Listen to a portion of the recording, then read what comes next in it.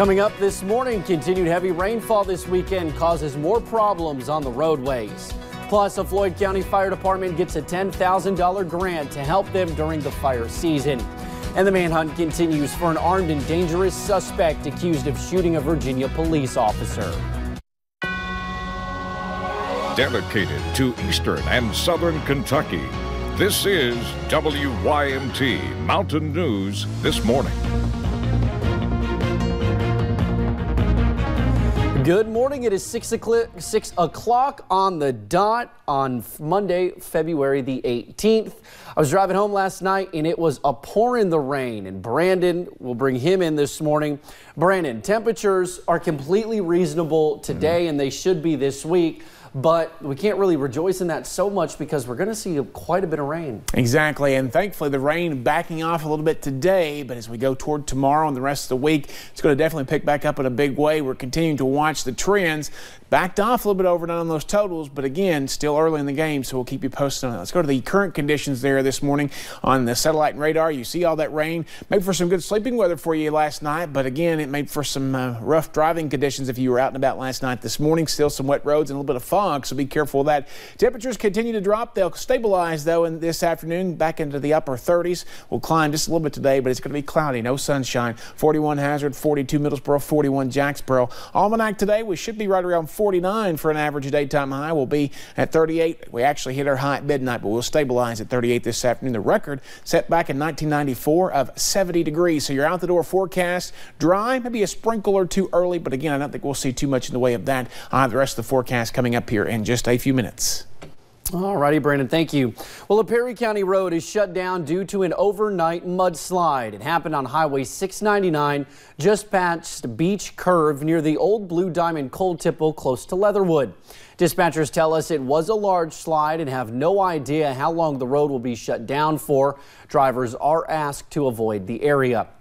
Well, heavy rainfall led to a mudslide on Kentucky 72 in the Catrins Creek community in Harlan County this weekend.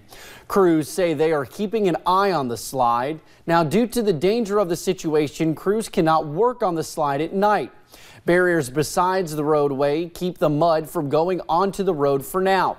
People who live near the road are worried because this is the only way in and out of the community. Well, to Knott County now, where officials are asking people there to drive slow when they are on Kentucky 582. Near mile 9, one lane is closed due to a center line crack and shoulder break. Officials say they do not know when they will be able to fix the road. Meanwhile, police say part of Kentucky 1428 in Prestonsburg is closed due to a mudslide. The road is closed near the South Lake Drive in Gable Roberts apartment area. Police did not say when it would reopen. This is the same area where a slide partially blocked the road last week. Now, also in Floyd County, schools are closed today due to a widespread illness. School officials posted about the closings on social media pages. They did not say what type of sickness was going around. Well, with burn ban season here, many fire departments are gearing up for the forest fires. The David Fire Department in Floyd County recently received a $10,000 grant to help. WYMT's Marianne Fletcher talked to the chief to learn why they are calling this grant a game changer. Burn ban season is here, and that means these guys need to be prepared. A lot of times we put a lot of them out before the forestry had to even be called. The David Fire Department in Floyd County received a forestry grant to help them keep the region safe. And we have to cost share 50% of that, which is a total gives us a $10,000 grant to buy equipment with for our truck. This truck is a project Fire Chief Greg Davis started working on more than 2 years ago.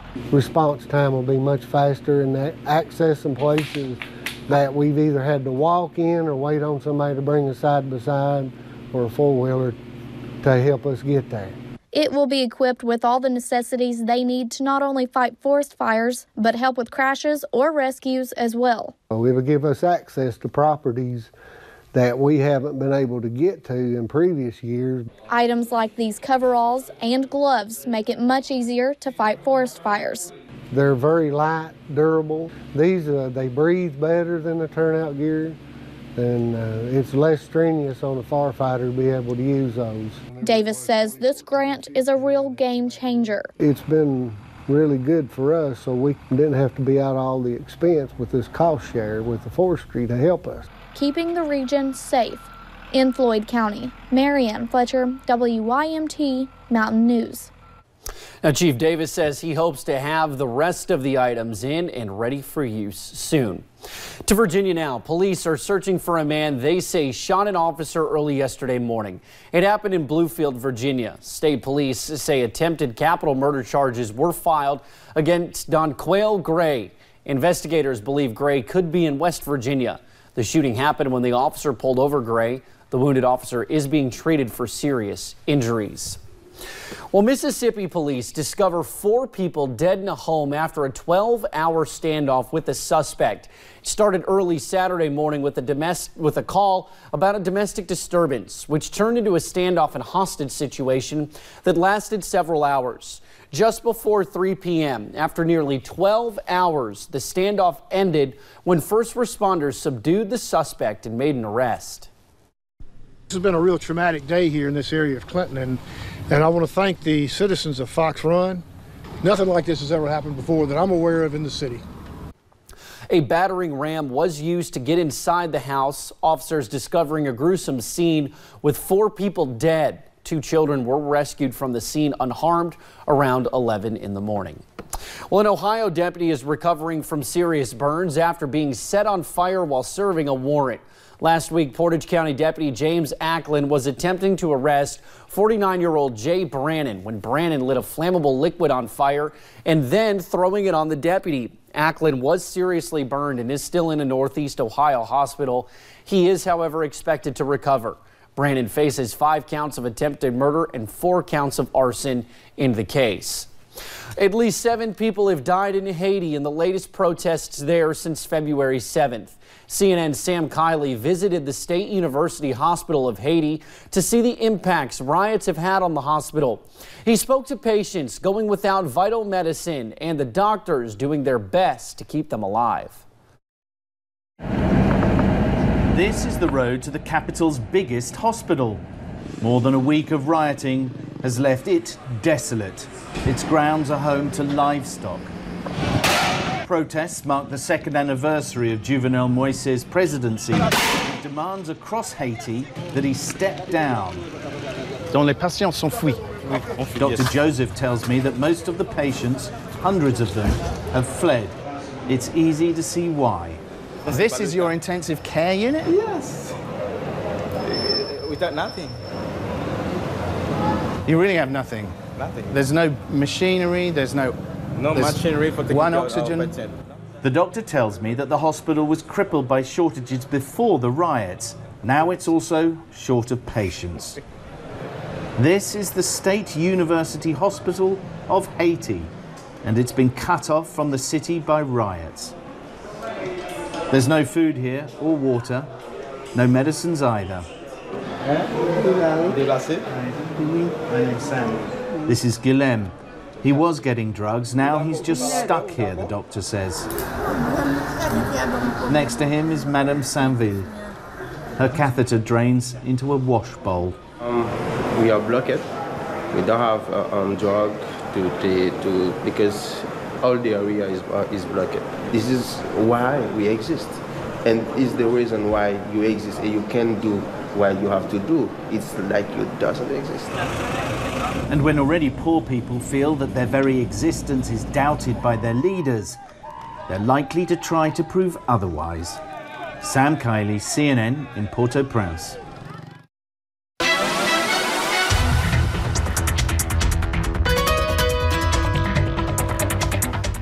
Foggy in spots this morning, but otherwise starting to dry out a little bit, at least today. Let's take a look at the US 119 camera up on top of Whitesburg Pine Mountain, and you can see some pretty dense fog up there this morning. Not showing up on any of our visibility sensors, but we know it's out there based on some of the cameras we're seeing. Light pinpoint Doppler radar, a little snow over toward Charleston, a little cooler over that way, just a little bit of moisture left over. But again, not much going on here across the mountain. Maybe a sprinkle or a flurry or two in areas that might be a little bit colder. But again, most areas, especially down toward the Kentucky, Virginia border there, where we're seeing some of that return trying to show up on radar, and well above freezing there. 39 Harlan, 37 in Wise, Pikeville 37 as well, along with Logan, 36 London and Somerset, 41 here in Hazard.